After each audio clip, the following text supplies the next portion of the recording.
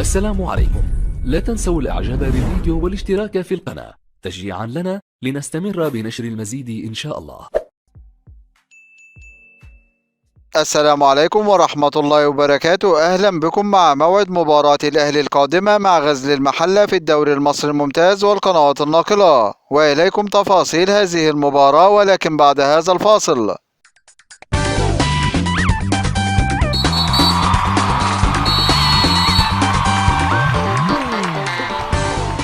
بعد فوز فريق الأهلي على فريق طلائع الجيش في المباراة السابقة بنتيجة 2-1 في المباراة التي جمعت بينهم في إطار مواجهات الجولة الخامسة من بطولة الدوري المصري الممتاز، وسجل أهداف الأهلي في هذه المباراة الهدف الأول عن طريق اللاعب أحمد عبد القادر، والهدف الثاني عن طريق اللاعب عمرو السولية من ركلة جزاء.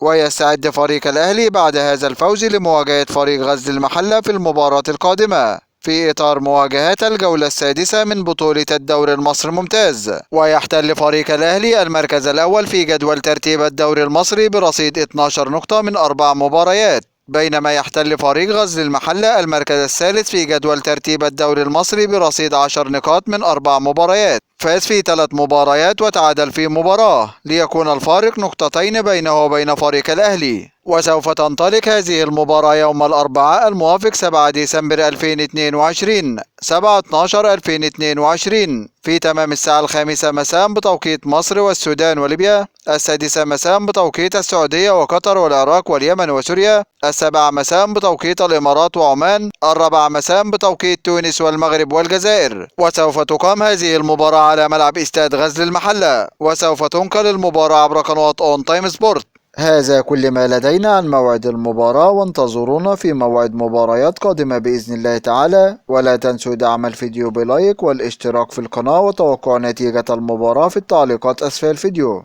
دمتم في أمان الله، والسلام عليكم ورحمة الله وبركاته.